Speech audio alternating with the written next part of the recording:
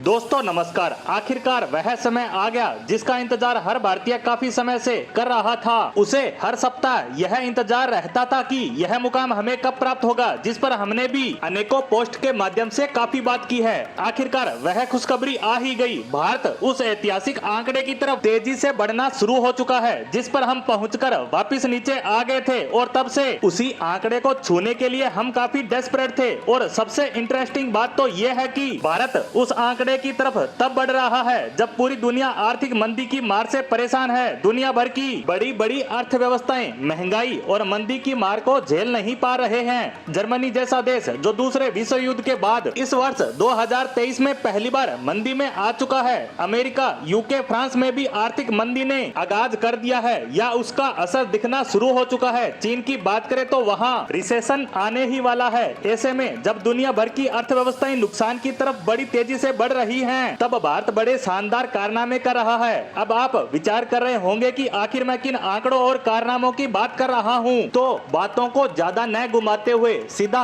मुद्दे की बात करते हैं। दरअसल 2 साल पहले हमने फॉरेक्स रिजर्व को लेकर एक रिकॉर्ड कायम किया था, जिसमें भारत का खजाना इतिहास में पहली बार 630 बिलियन डॉलर के पार जा पहुंचा था। उस समय यह खजाना पूरे विश्व में चौथा सबसे विशालकाय था। हमने सऊदी अरब और रूस जैसे देशों को काफी पीछे छोड़ दिया था, लेकिन उसके बाद कोरोना की दूसरी लहर आ जाती है, जिससे पूरे विश्व के साथ साथ भारत में भी दूसरा लॉकडाउन लगाना पड़ा, जिससे भारतीय रुपया तेजी से गिरने लगा। साथ ही देश में मंदी आने का भी डर था। इन सब से बचने के लिए भारत को अपने फॉरेक्स रिजर्व के रूप में जमा अमेरिकी डॉलर को यूज करना पड़ा, और उसी कारण भारत का यह फॉरेक्स रिजर्व 100 बिलियन से भी ज्यादा गिर गया था। और तभी से भारत लगातार प्रयास कर रहा था कि उसका यह खजाना किसी तरह से वापस बढ़ना शुरू हो और कम से कम 600 बिलियन डॉलर के पार पहुंच जाए, क्योंकि यह साइकोलॉजिकल रूप से एक बड़ी रुकावट का रूप ले लेता है। और अगर हम इसे पार कर लेते हैं तो दुनिया भर में यह संदेश जाएगा कि भारत की इकोनॉमी कोरोना काल से पहले की स्थिति में आना शुरू हो चुकी है, और हमें कोरोना काल में जो नुकसान हुआ था उससे हम उभर चुके हैं। इसके लिए भारत सरकार और रिजर्व बैंक काफी ज्यादा मेहनत कर रहे थे, और इसी के चलते पिछले 6 महीनों से हम 570 से 590 के बीच गोता लगा रहे थे। यह अप और डाउन चलता ही आ रहा था, लेकिन हम 590 के पार नहीं जा पा रहे थे। लेकिन अब रिजर्व बैंक ने